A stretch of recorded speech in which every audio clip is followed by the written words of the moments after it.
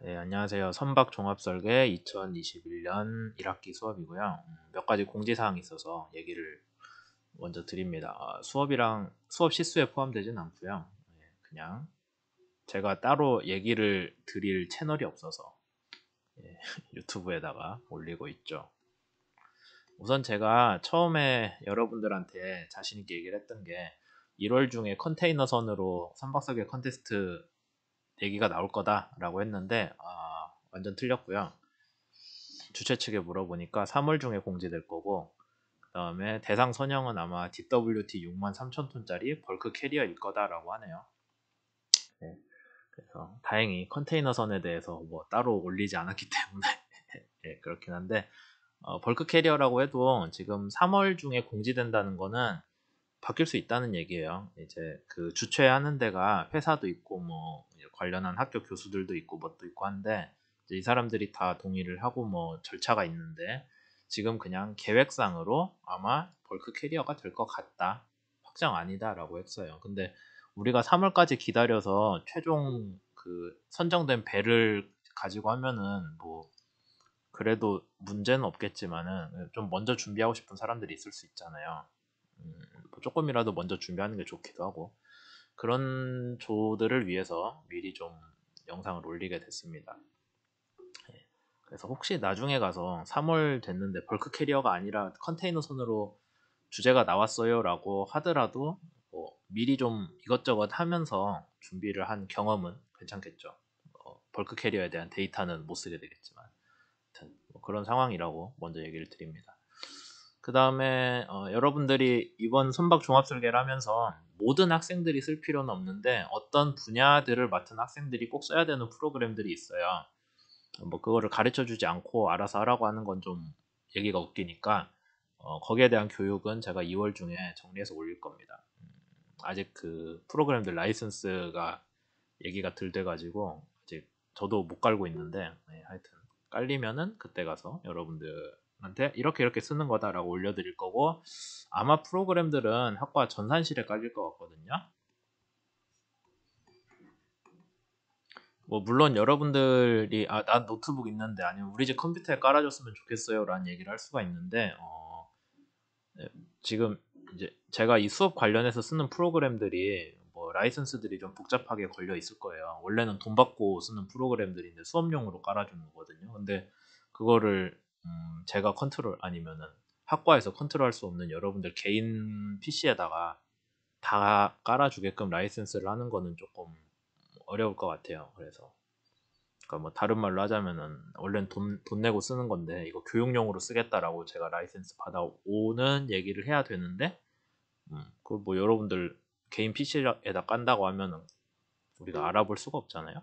그래서 전산실 프로그램에만 아니, 전산실 컴퓨터에만 아마 깔릴 것 같고 필요하다면 와서 쓰시면 되겠죠.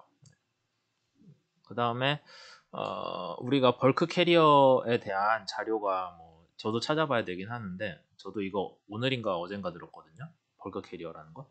그래서 이 배에 대한 선박 자료는 제가 가능한 빨리 업로드를 해서 여러분들도 이제 쉽게 접근할 수 있게 할 건데 아직 사이버 캠퍼스가 다음 학기께 안 열렸죠. 그래서 지금 어떤 식으로 공유를 해야 될까 하는 거는 지금 고민을 하고 있어요. 데이터 같은 거를. 뭐 어쨌든 거기까지 했습니다. 그래서 우선 그럼 어떤 배를 우리가 해야 되냐라는 거 좀 얘기를 할게요.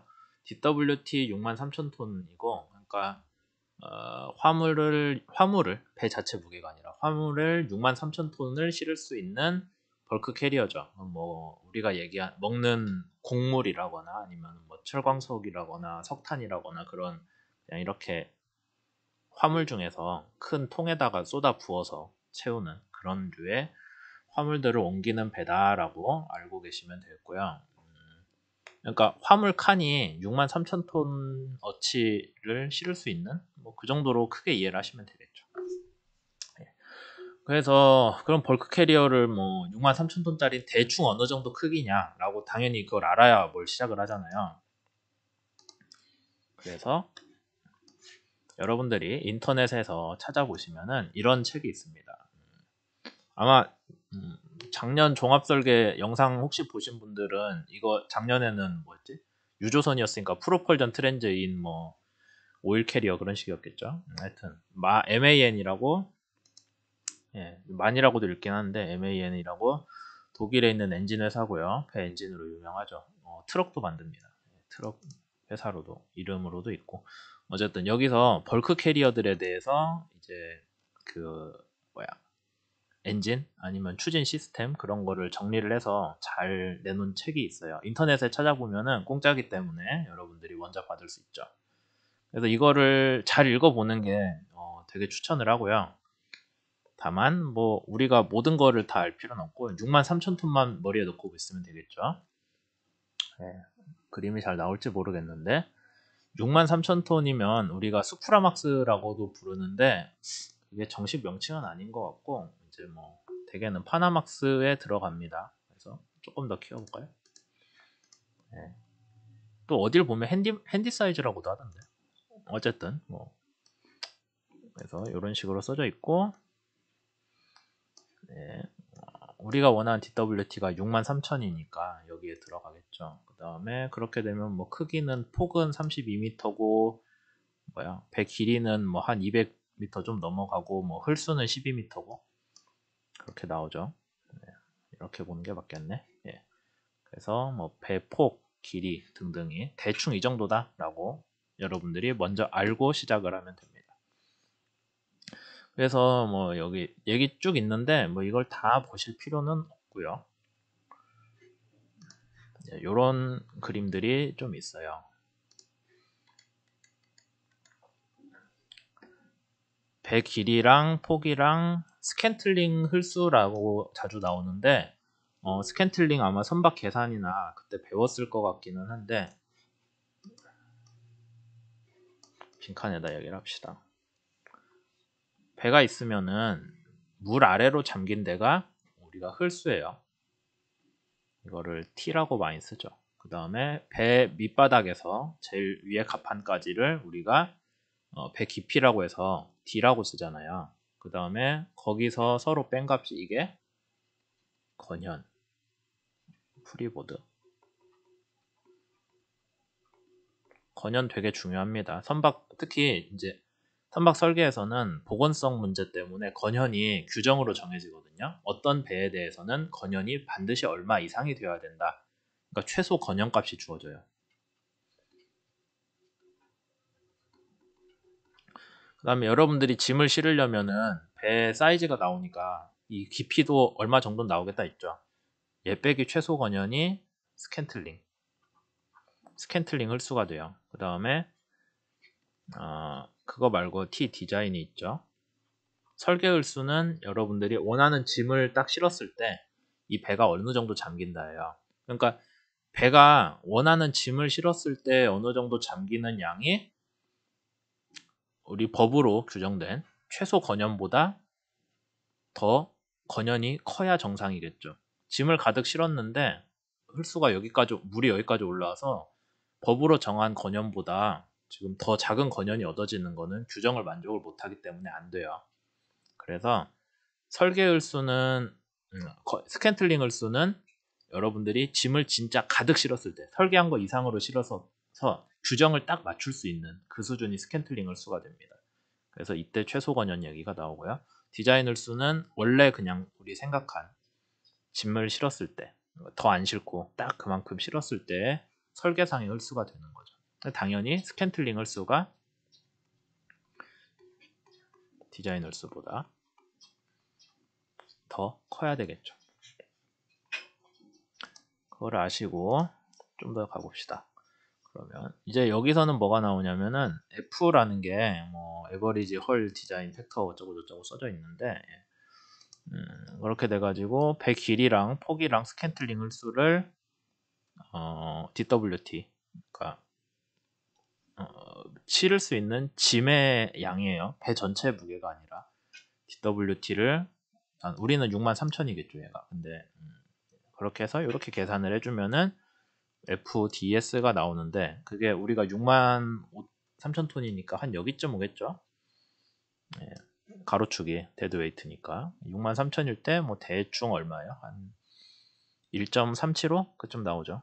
FDS가 1.375다.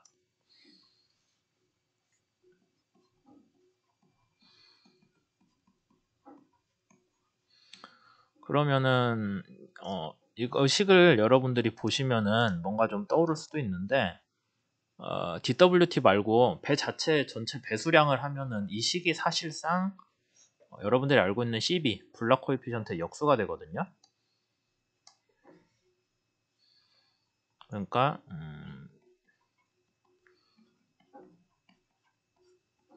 이거잖아요. 근데 지금 나중에 얘기하겠지만은 이 배가 한 0.82 정도 돼요. CB가.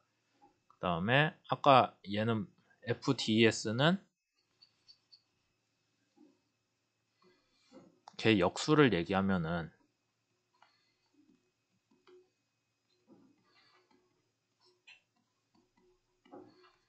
이건데 대충 값이 얼마라고 했어요? 아까 봤을 때 한 1.37? 아닌데 1.35 정도? 네. 1.35 역수를 하면은 0.74 정도 나옵니다. 그럼 서로 빼주면 얼마예요? 0. 한 0.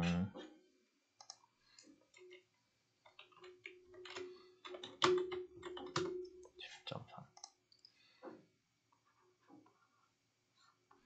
뭐 이 정도 나오겠죠? 그러면 이게 모르긴 몰라도 배의 라이트 웨이트, 배 자체의 경화 중량 아닌가? 그렇게 얘기를 할 수도 있겠죠.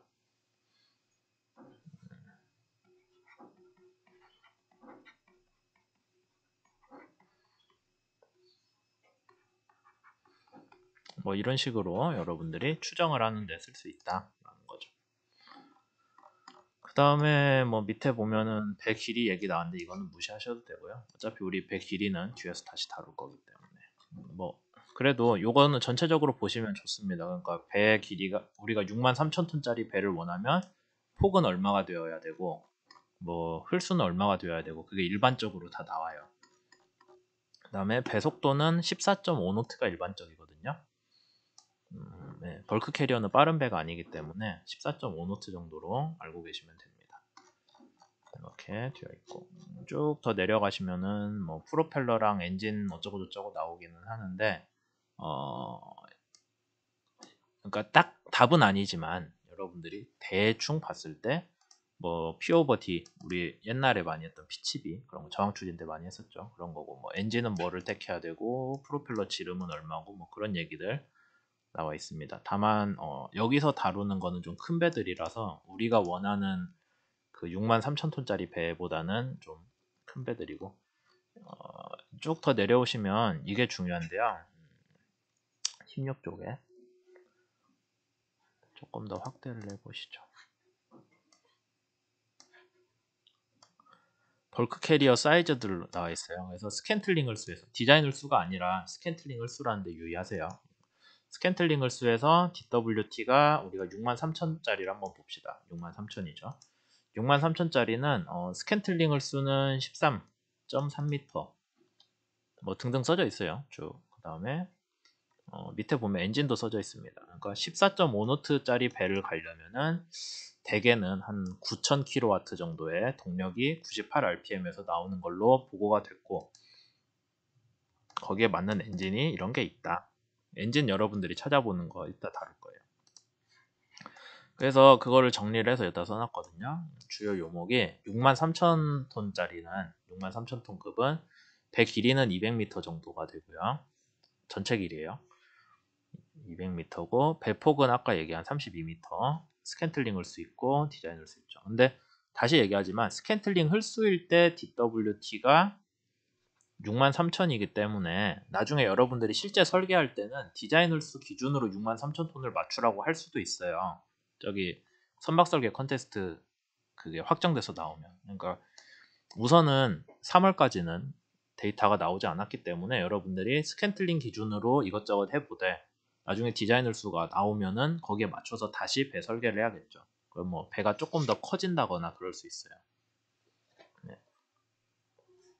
어쨌든 그런 거 있고 대속도 14.5노트고 그때 엔진이 MCR이 최대 동력이잖아요. 그래서 그게 한 9000kW 정도 나오는데 얘를 마력으로 바꾸면 이게 됩니다.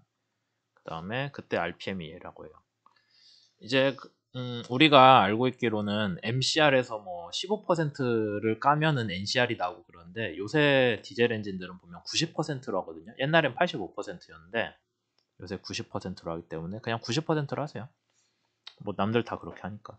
90% MCR이 하면은 11,000마력인데 그 11,000마력에 대응되는 회전수는 어떻게 하냐면은 98 곱하기 0.9가 아니라 0.9에 3분의 1제곱을 해줍니다. 왜냐면은 P는 어떻게 쓰죠? 2파이 NQ잖아요. 근데 Q가 KQ 곱하기 뭐 어쩌고저쩌고 하면 N제곱이 들어가잖아요. 저항추질 때 얘기했던 것 같은데. 그래서 결국에 P는 N의 세제곱에 비례하거든요. 네, P는 N의 세제곱에 비례하기 때문에 N에 대해서는 우리가 여기에서 저항 비율 차이, MCR과 NCR의 저항 비율, 동력 비율 차이에 3분의 1제곱을 해줘야 돼요. 그래서 그걸 곱해주면은 94.6 RPM이 나옵니다. 그러니까 우리가 실제로 이 배는 어떻게 운항한다? 94.6 RPM에서 11,000마력을 발휘하도록 운항을 하겠다라는 거죠. 예, 그런 식으로 되어 있고 이제 이거를 그러면은 11,000마력 전체 동력 기준으로 12,222마력이니까 12,222마력이 발휘되는 엔진으로 아까 여기 카탈로그에 있었죠. 이 세 종류의 엔진을 추천을 합니다. 메인 엔진 옵션이라 써져 있잖아요. 그래서 1, 2, 3 써져 있는데 이거 하나 놓고 봅시다. 글씨 잘 보일지 모르겠는데 이 파일 찾아서 같은 페이지 보시면 되겠죠. 아까 16페이지였나? 네, 16페이지.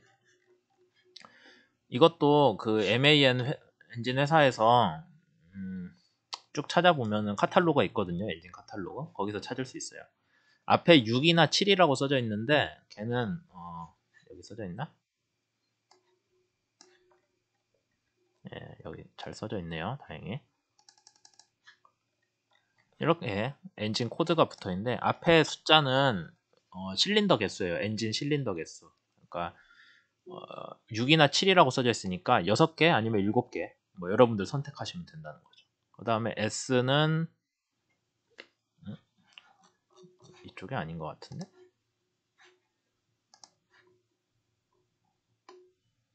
더 자세하게 나온 데가 어디 있을 텐데 여기 있다. 제가 엄한 데를 보고 있었네요. 앞에 10은 엔진 실린더 개수고요. 그 다음 S는 우리는 S가 아니라 G죠.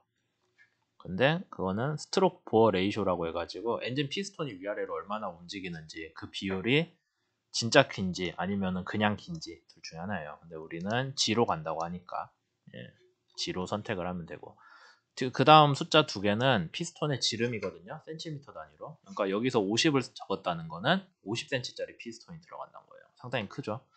그 다음 뒤에 ME는 뭐 신경 안 쓰셔도 되고 어차피 다 똑같으니까 MEC랑 MEB라는 게 있는데 차이가 뭐 제가 잘 몰라요. 이 부분은 MEC로 그냥 보시면 될 것 같아요. 네. 그 다음에 MEC까지 했죠. 마지막 9라는 숫자는 마크 넘버니까 그냥 새 세대가 나오면 숫자가 하나씩 올라간다라고 보시면 돼서 그러면 요 엔진을 제공하는 엔진을 찾아보면 되잖아요. 엔진 카탈로그에서 쭉 찾으시면은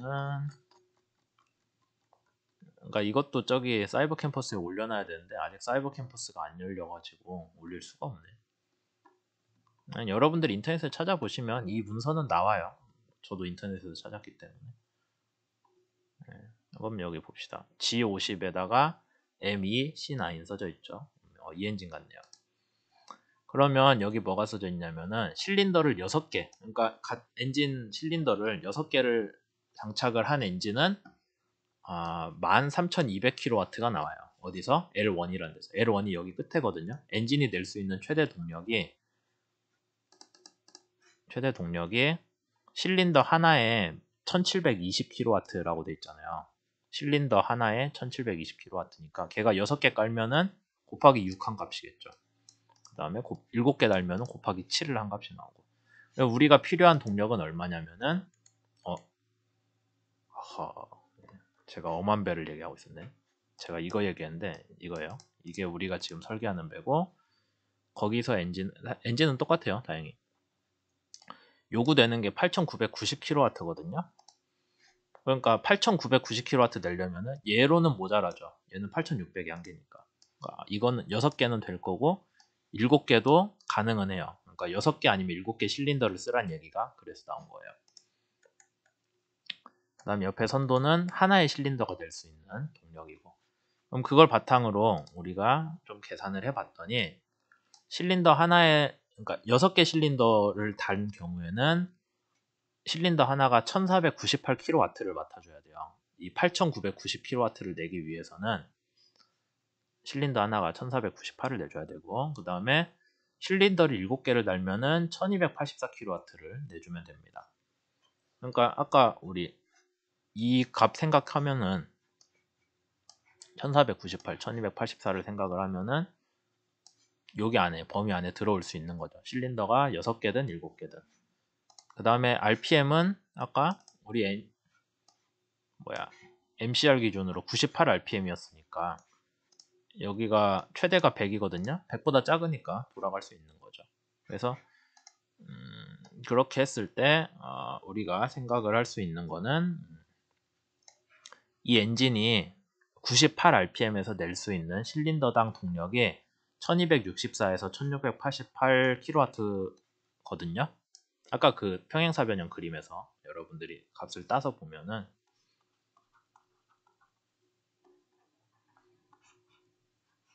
여기가 100이었잖아요. 근데 우리 원하는 건 98이니까 98일 때 값을 보면은 여기 아래쪽이 1264고 위에가 1688이니까 그 사이에 6개든 7개든 들어온다 라는 거 알 수 있죠. 네, 이런 식으로 여러분들이 배를 엔진을 선택을 해주면 되는데, 이제 이 엔진이 실린더 7개 하면 앞뒤로 좀 길어지잖아요. 실린더가 하나 더 들어가니까. 그래서 배 배치에는 좀 안 좋을 수도 있고, 다만 실린더가 7개면은 엔진 회전수를 줄일 수가 있거든요. 같은 동력을 내더라도 이 실린더가 많으니까 더 높은 동력을 낼 수 있잖아요. 실린더 하나가 낼 수 있는 동력이 더 낮아지겠죠. 요구되는 동력이. 그러니까 엔진 RPM을 낮출 수가 있어서 엔진 RPM 낮추고 회전수, 프로펠러 지름 키우면 효율이 좋아지거든요. 그런 면에서는 7개짜리 실린더도 좋은 선택이 될 거예요. 배치는 좀 어렵겠지만. 시간이 많이 지났는데 조금 더 얘기하고 잘랐다 할게요. 그러면 우리 저항 추진 때 배웠던 식이죠. 요식 집어넣으면은 프로펠러 지름 나옵니다. 6.74m고요. 그러면 이제 여러분들 질문할 수 있어요. 이거 여기 PD랑 N은 뭐 기준으로 구하는 건가요? 해보시면 알겠지만 MCR이나 NCR이나 결과 똑같아요. 왜냐면은 둘이 무슨 관계예요? N의 회전수의 제곱이 얘는 0.6이잖아요. 0.2고. 근데 아까 우리 앞에서 뭐 얘기했어요? 동력이 n의 세제곱에 비례한다고 했잖아요. 그거 생각해보면은 결국엔 둘이 똑같이 변하거든요. 같은 비율로. 그래서 NCR, MCR 무관하게 들어간다라는 거 알 수 있고, 이 지름은 설계을수에 아까 얘기한 11점 몇 미터에 한 60% 정도 되는 비율이더라 라는 것까지 여러분들이 알고 접근을 하면 되겠습니다. 잠깐 쉬었다 갈게요.